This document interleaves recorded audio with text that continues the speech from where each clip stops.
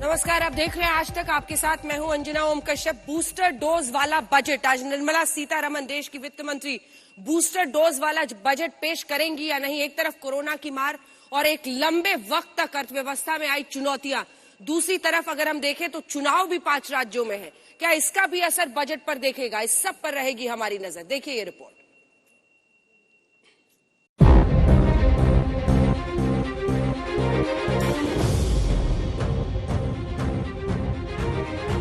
Corona की मार है, चुनावी साल है, कैसा होगा आम बजट, ये सबसे बड़ा सवाल है।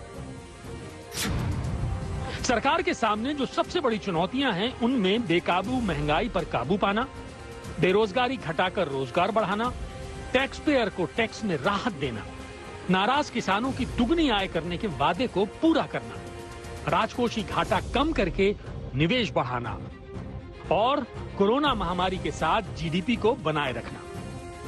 ये सबसे बड़े चैलेंज है। साल चुनावी है, इसलिए सरकार। आर्थिक सर्वेक्षण की रिपोर्ट आ चुकी है। सरकार अच्छे दिन की उम्मीद कर रही है। कोरोना महामारी के झटके से उबरकर अर्थव्यवस्था एक झटके में 8% की ग्रोथ रेट हासिल कर लेगी। लेकिन आम आदमी की उम्मीद पर कितना खरा उतरेगा बजट, इसका सबको इंतजार है। इकोनॉमिक सर्वे अच्छी बातें बता रहा है। सबसे पहली बात तो यह है, अगले साल जीडीपी ग्रोथ 8 से 8.5% रहने की उम्मीद है, जो कि काफी अच्छी है, बिकॉज उससे हम दुनिया की फास्टेस्ट ग्रोइंग इकोनॉमी बनने की संभावना रखते हैं।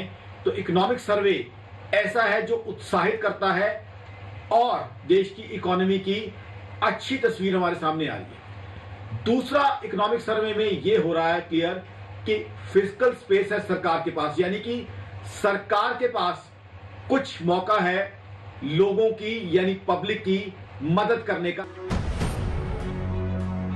लेकिन देश की वित्त मंत्री के सामने महंगाई से लेकर बेरोजगारी तक और किसानों से लेकर छोटे व्यापारियों की आय बढ़ाना सबसे बड़ी चुनौती है। मध्यम वर्ग की बचत घायल हो चुकी है, इसलिए टैक्स में छूट वाली उम्मीद और बढ़ गई है। नौकरी पेशा मध्यम वर्ग लगभग 40% है। मौजूदा समय में टैक्स छूट की लिमिट 2.5 लाख रुपए है। ये पिछले करीब 8 सालों से नहीं बढ़ी है। आखिरी बार टैक्स छूट की लिमिट को 2 लाख रुपए से बढ़ाकर 2.5 लाख रुपए किया गया था। सवाल ये है कि क्या इस बार ये लिमिट 3 लाख होगी? इसके अलावा लोग उम्मीद कर रहे हैं कि इनमें आयकर अधिनियम के सेक्शन 80C के तहत मिलने वाली 1.5 लाख रुपए की छूट का दायरा भी बढ़ाया जाए, जिसे 2014 से नहीं बदला गया है। बजट में हम व्यापारियों के लिए छूट चाहते हैं कि आपका इनकम टैक्स में छूट हो, जीएसटी का आराम से भरा जाए। अभी क्या है, कोविड के चलते बहुत नुकसान हो रहा है, लोगों की नौकरियां जा रही हैं, महंगाई कितनी बढ़ रही है, तेल के दाम देखिए आप, बिल्कुल आसमान छू रहे हैं। हर आदमी नहीं मतलब उसको अफोर्ड कर सकता है ना, तो उसमें कम होना चाहिए। महंगाई की मार सब तरफ पड़ी हुई है और भयंकर मार है महंगाई की। जब हम लोग कुछ कमा ही नहीं रहे हैं तो हम खर्चा कैसे करें? देश के 5 राज्यों में चुनावों को देखते हुए इस बार बजट में महंगाई और बेरोजगारी को काबू करने वाली बड़ी घोषणाओं की उम्मीद है। पिछले 2 वर्षों में महंगाई भी लगातार उछाल मार रही है। खाने पीने की चीजों पर बढ़ी हुई कीमतों के कारण खुदरा महंगाई दर बढ़कर 5.59% और थोक महंगाई दर 13.56% पर पहुंच गई है, जो बहुत ज्यादा है। हालांकि दिसंबर में इसमें कुछ कमी आई है, लेकिन इस दौरान महंगाई बढ़ने से लोगों के घर का बजट बुरी तरह बिगड़ा है। पेट्रोल डीजल से लेकर खाने के तेल और दाल, राशन के दामों में बेतहाशा बढ़ोतरी ने हर हिंदुस्तानी को दिन में तारे दिखा दिए हैं। ये मुद्दा 5 राज्यों के चुनाव में विपक्ष के लिए गोल्डन चांस बन सकता है। इसलिए सरकार से उम्मीद है कि बजट के जरिए महंगाई पर कुछ राहत वाली घोषणाएं की जा सके। हमें उम्मीद है कि ये आने वाली बजट ग्रोथ ओरिएंटेड होगी और फिक्की की तरफ से यही एक्सपेक्टेशन है कि ये 3 बकेट में यानी कि रिलीफ, रिकवरी और रिफॉर्म में इस बजट को देखा जा सकता है। बेरोजगारी के मुद्दे पर सरकार विपक्ष के निशाने पर पिछले कई वर्षों से है, लेकिन कोरोना महामारी के बाद बेरोजगारी की दर ने सारे रिकॉर्ड तोड़ दिए हैं। वो तेजी से बढ़ी है। Centre for monitoring Indian economy यानी CMIE के मुताबिक देश में बेरोजगारी दर अभी 7.9% है। इसमें शहरी बेरोजगारी दर 8.4% है और ग्रामीण बेरोजगारी दर 6.2% पर है।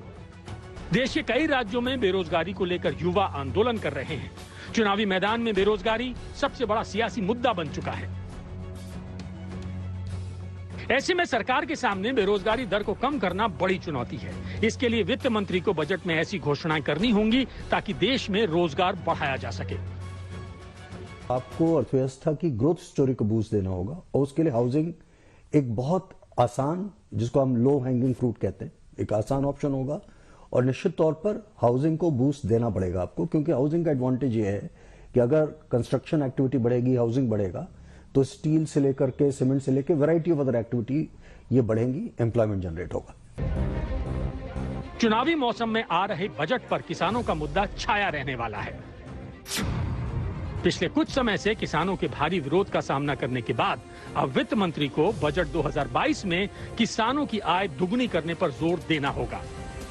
2022 तक किसानों की आय दुगनी करने का वादा मोदी सरकार ने किया था। 2016 में किए गए वादे को 6 साल हो गए, लेकिन किसानों की स्थिति में बहुत ज्यादा बदलाव नहीं दिख पाया है। जाहिर है इस बार बजट में किसानों की आय बढ़ाने के ऐलान होंगे। किसान की जो आय बढ़ाने के लिए कुछ ठोस उपाय किए जाएं, जिससे कि जो फार्मिंग है या डेयरी फार्मिंग है या मत्स्य पालन है, पोल्ट्री फार्म है, या जो फल उगाने वाले जो किसान हैं या जो सब्जियां, जो वेजिटेबल्स उगाने वाले किसान हैं, उनकी आमदनी को बढ़ाया जा सके। क्योंकि ये घोषणाएं जहां किसानों की नाराजगी दूर कर सकती हैं, वहीं दूसरी ओर किसानों की आय बढ़ाने में भी मददगार होंगी। इसलिए थोड़े से इंतजार के साथ अपनी उम्मीद को बनाए रखिए। ब्यूरो रिपोर्ट, आज तक। तो एक तरफ बूस्टर डोज वाला बजट का इंतजार है किसानों से लेकर इंडस्ट्री को, तो दूसरी तरफ आम आदमी क्या उम्मीदें रख सकता है? टैक्स को लेकर क्या कोई कटौती कर सकती है? अभी तक जो एग्जेम्पशन लिमिट का स्लैब है, टैक्स स्लैब का, वो 2.5 लाख तक अगर आप कमाते हैं तो आपका एग्जेम्पशन होगा टैक्सेस से। क्या ये लिमिट बढ़ाकर सरकार 3 लाख तक कर सकती है? बहुत सारी उम्मीदें हैं टैक्स के फ्रंट पर। क्या हो सकता है, आइए आपको दिखाते हैं इस रिपोर्ट में। महंगाई का हाल ये कि देश में 9 महीने से थोक महंगाई दर 10% के ऊपर। आम आदमी की घटी हुई कमाई का हाल ये कि सबसे गरीब 20% भारतीय परिवारों की सालाना आय भी 5 साल में 52% घट गई। बेरोजगारी का दर्द ये 4 महीने में देश में बेरोजगारों की तादाद 3 करोड़ 18 लाख पता चली। तब क्या जो लाख दुखों की एक दवा है, क्यों न टैक्स घटाए वाली तर्ज पर सरकार बजट में राहत देगी?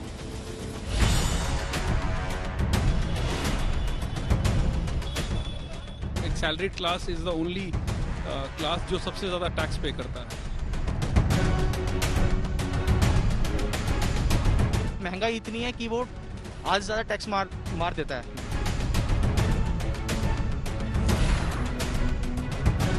हम भी अपना टैक्स भरते हैं, जितने भी लोग हमारे जितने भी बाकी भाई लोग हैं वो सब टैक्स भरते हैं, तो वो जस्टिफाई होना चाहिए।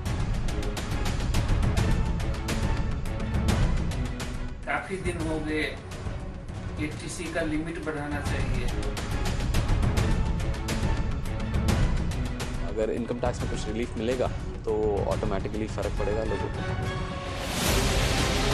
5 साल में सरकार बदल जाती, यहाँ तो 8 साल से सरकार ने टैक्स में कोई बड़ी राहत देश की जनता को नहीं दी।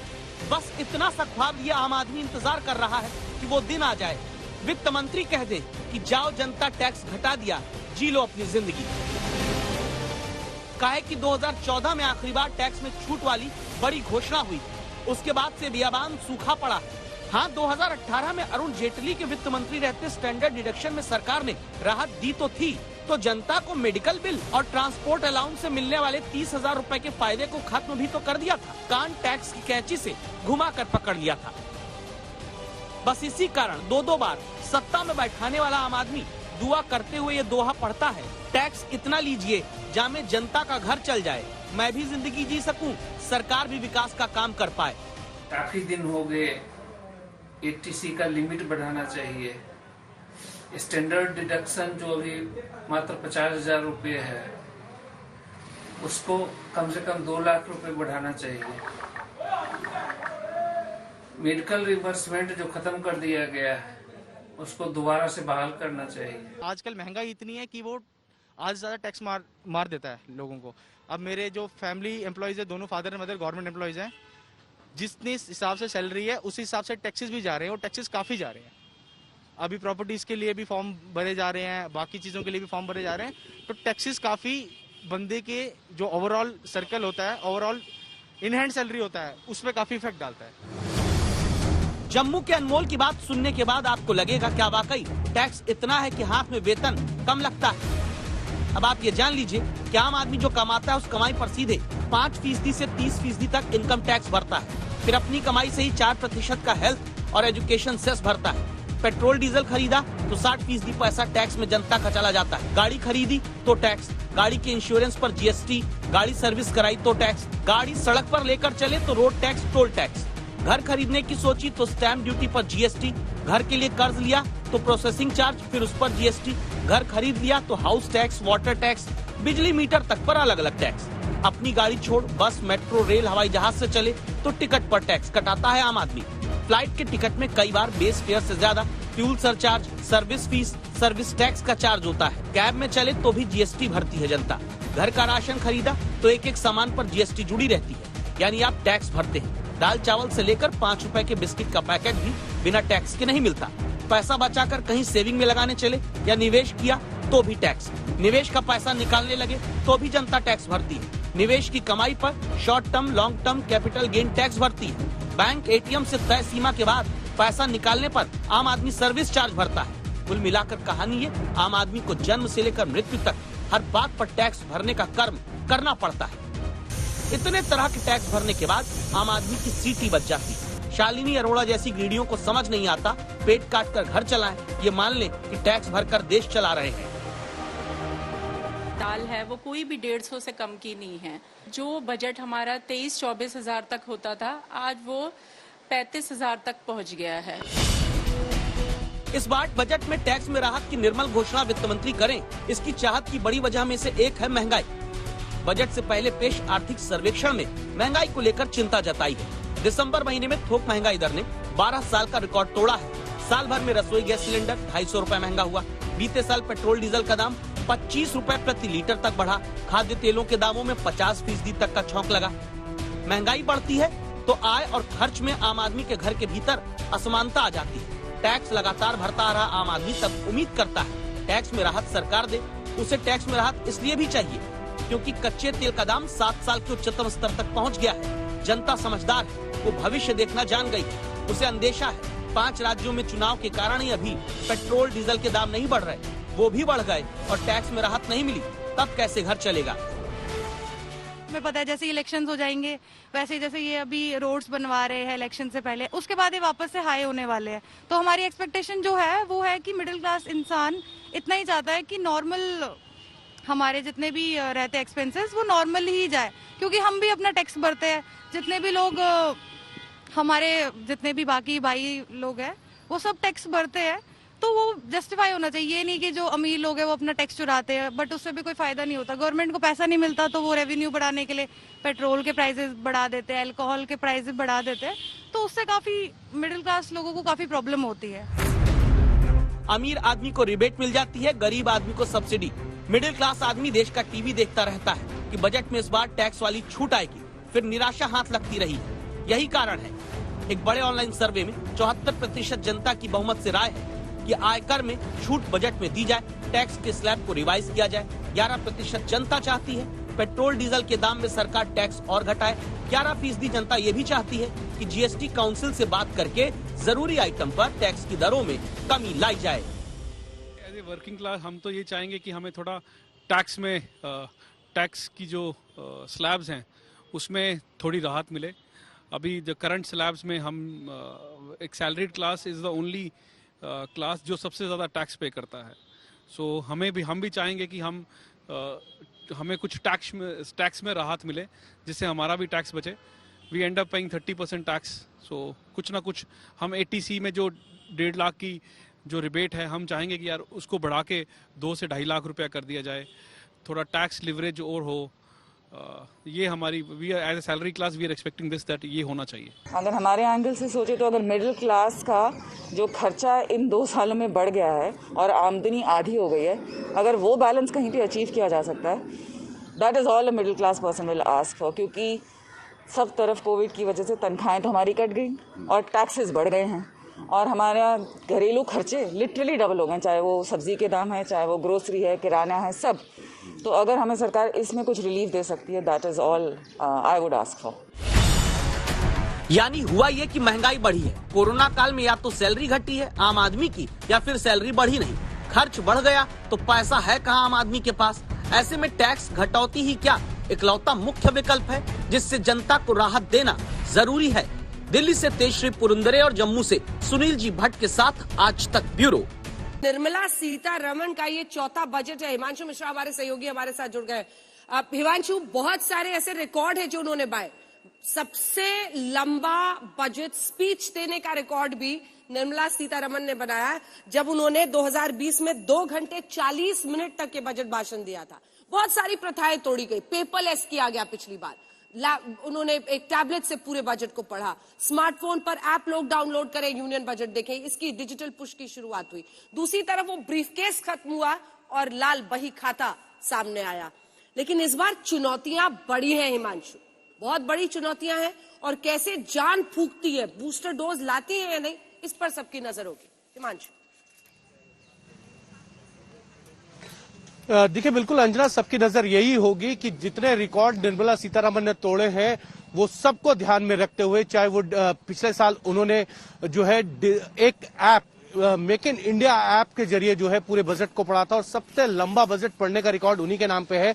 सफदरजंग रोड से अभी तक 3 जो वित्त मंत्री रहे हैं, मनमोहन सिंह रहे हैं 1991 से 1996 तक, पी चिदम्बरम रहे हैं और निर्मला सीतारमण, और कई तरीके के रिकॉर्ड उन्होंने तोड़े हैं, इसमें कोई दो राय नहीं है। लेकिन निर्मला सीतारमण के सामने इस वक्त चुनौती है अर्थव्यवस्था को रफ्तार देने की। उसमें ऐसी बूस्टर डोज लगाए जिससे ग्रामीण क्षेत्रों के अंदर भी विकास के कार्य चलते रहे, ग्रामीण आदमी को भी जो है रोजगार मिले और शहरी लोगों को न सिर्फ रोजगार और इंफ्रास्ट्रक्चर मिले, और साथ ही साथ हेल्थ सेक्टर को ऐसा मजबूत किया जाए कि भविष्य में अगर इसी तरीके का कोई ऐसा संक्रमण या ऐसी त्रासदी महामारी आती है तो उसके लिए हेल्थ सेक्टर पूरी तरीके से जो है वो तैयार रहे, उसके लिए और इन्वेस्ट किया जाए। तो एक तरीके से कहा जा सकता है कि ये बजट सोशो इकोनॉमी रहने वाला है, क्योंकि 5 राज्यों के विधानसभा चुनाव है और ये जरूर है कि आम आदमी जरूर चाहता है कि चुनावों को ध्यान में रखते हुए सही, लेकिन सरकार की तरफ से उन्हें टैक्स के अंदर राहत मिले और जो सरकार की वेलफेयर स्कीम्स हैं उसका ज्यादा से ज्यादा फायदा जो है वो आम आदमियों को मिले, उसमें कुछ और बढ़ोतरी की जाए। और इसीलिए आम आदमी जो है इस वक्त टकटकी लगाकर देखना चाहता है कि निर्मला सीतारमण इस बार अपने चौथे बजट में उन्हें क्या नया देने जा रही हैं।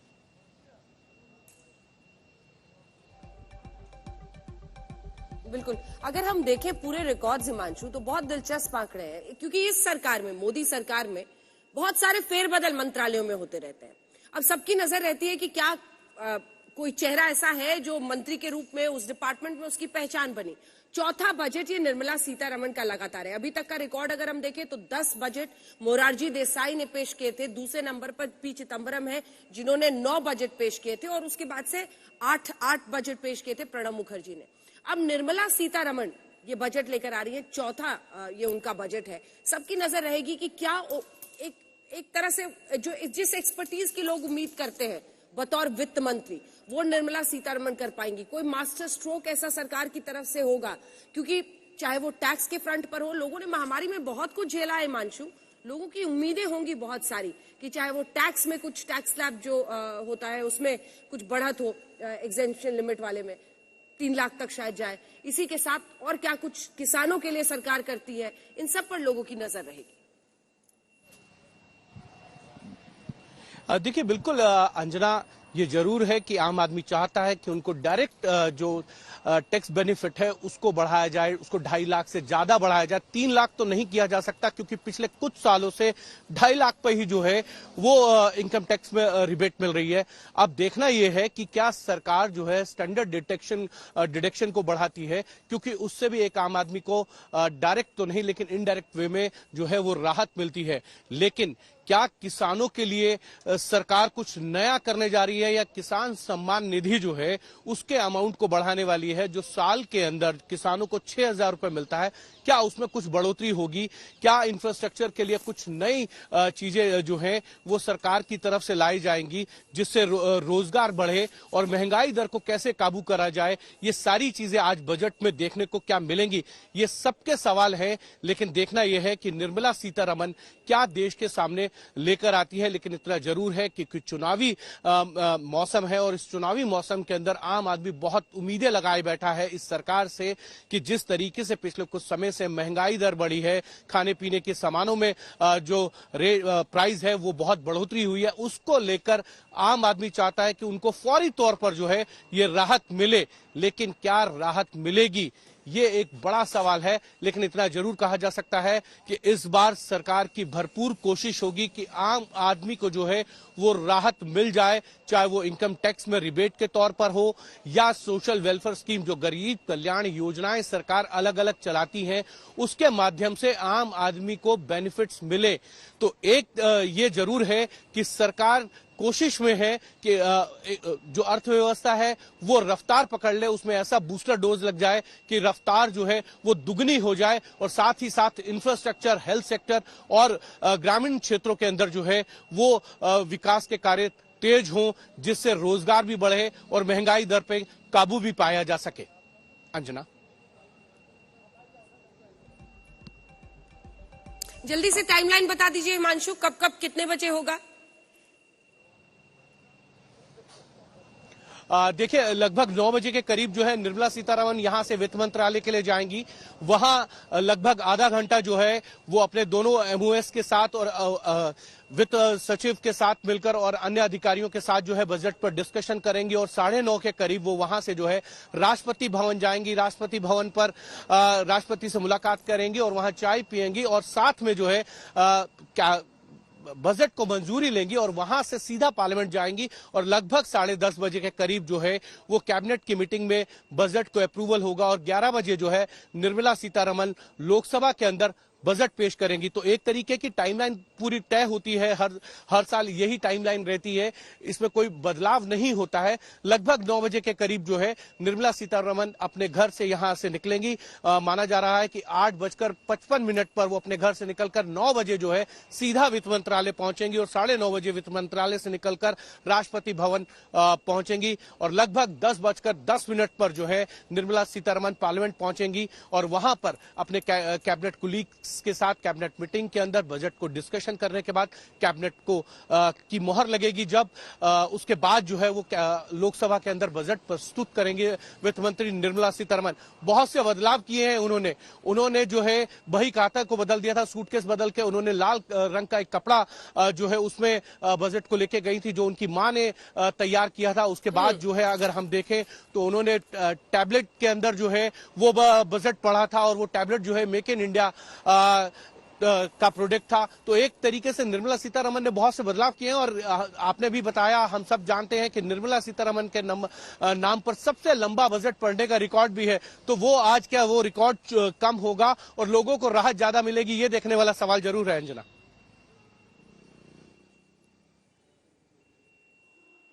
बिल्कुल हिमांशु, आप बने रहिए हमारे साथ। वित्त मंत्री के घर के बाहर से, निर्मला सीतारमण के घर के बाहर से हमारे सहयोगी बने हुए हैं हमारे साथ।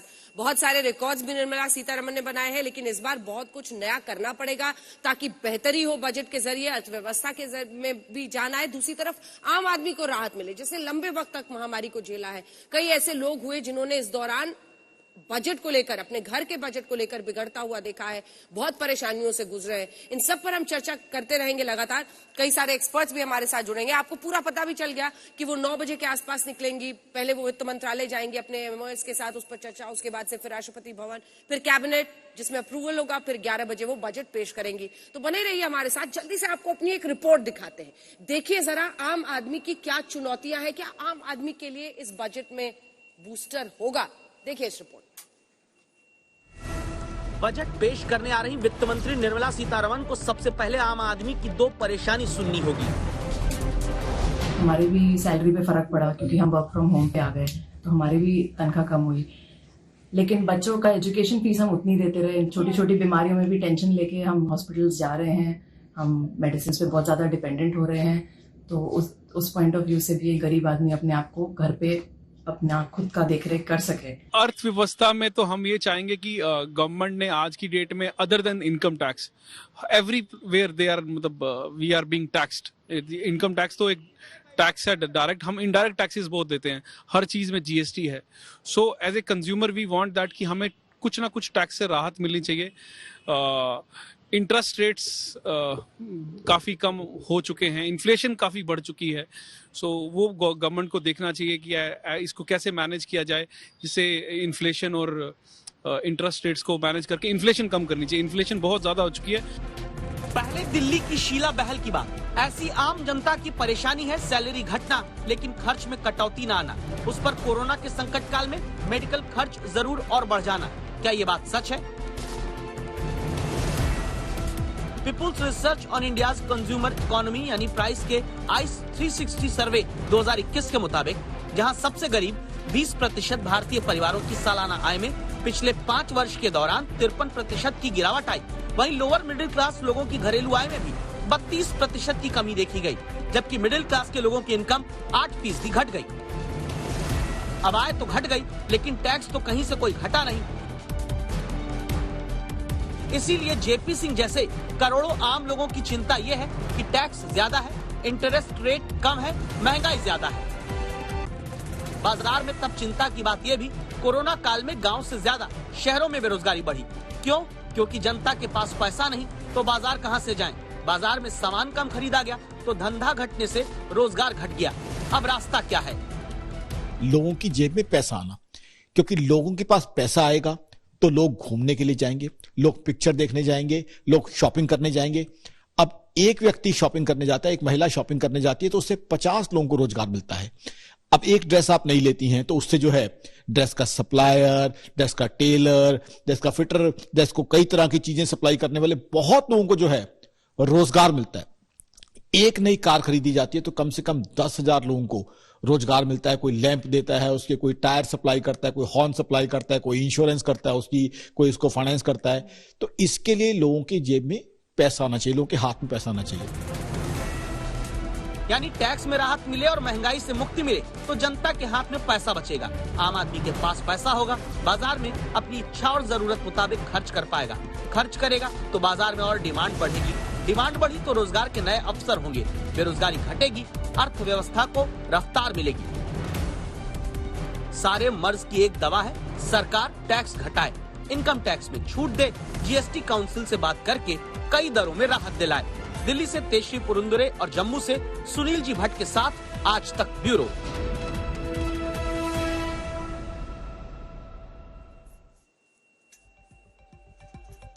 तो देखिए उम्मीदें कितनी सारी और टैक्स को लेकर हर कोई परेशान है। आपने राष्ट्रपति रामनाथ कोविंद से भी सुन लिया। आम आदमी की भी जो हालत है वो यही कह रहा है कि कहीं न कहीं से राहत दो वित्त मंत्री जी। जी हाँ, वित्त राज्य मंत्री पंकज चौधरी के घर के बाहर से हमारे साथ मोहित हमारे सहयोगी जुड़ रहे हैं।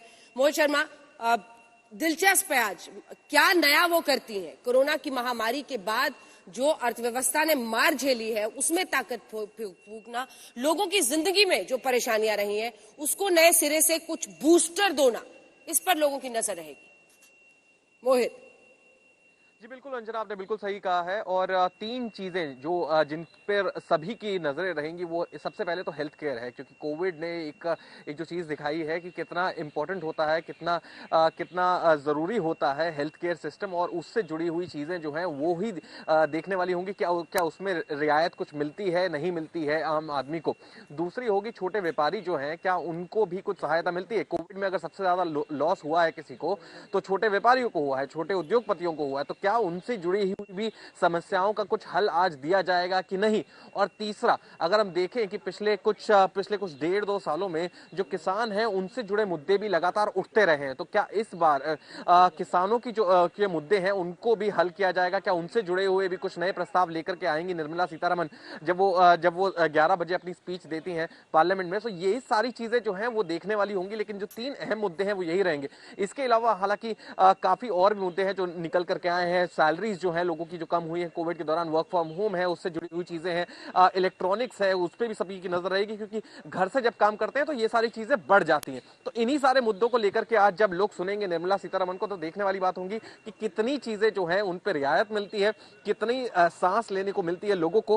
क्योंकि अगर हम देख रहे हैं कि परेशानियां जो है कोविड के दौरान काफी बढ़ती रही थी, लगातार कई बार कई राज्यों को लॉकडाउन लगाना पड़ा था, जिसकी वजह से समस्याएं जो है बढ़ती रही थी। ट्रेडर्स और जो उद्योगपति हैं, जो व्यापारी हैं, उनकी हम बात कर रहे थे, उनकी भी नजरें आज लगी होंगी, क्योंकि लगातार सबसे ज्यादा प्रभावित हुए हैं कोई, तो वो ही हुए हैं। हालांकि प्रधानमंत्री नरेंद्र मोदी ने कई बार कुछ स्कीम्स के जरिए उनको भी लाभ पहुंचाने की कोशिश करी थी। हमने पहले भी देखा था कि कैसे कई स्कीम्स जो थी वो लेकर के आई गई थी, इसी चीज को ध्यान रखते हुए कि कैसे उनको रियायत मिल सके। लेकिन आज फिर सबकी जो नजरें होंगे वो वहीं पर निर्मला। हर वर्ग के लोगों को मोहित बहुत सारी उम्मीदें होंगी। व्यापारियों की आपने बात की है, किसानों को बहुत सारी उम्मीदें हैं। दूसरी तरफ अगर आप देखें तो डायरेक्ट टैक्सेस जो देते हैं उनको तो टैक्स एग्जेम्पशन लिमिट पे अगर कुछ बढ़ोतरी हो तो अच्छा है, लेकिन इनडायरेक्ट टैक्सेस यानी जो हमें पता भी नहीं चलता, जो अलग अलग चीजों पर हम देते हैं, उन टैक्सेस पर क्या सरकार कुछ कर सकती है। उम्मीदें सबको, आमदनी कई लोगों की घटी है, परेशानी लोग फेस कर चुके हैं कोरोना के वक्त में। ऐसे में क्या ये बजट बूस्टर डोज वाला बजट साबित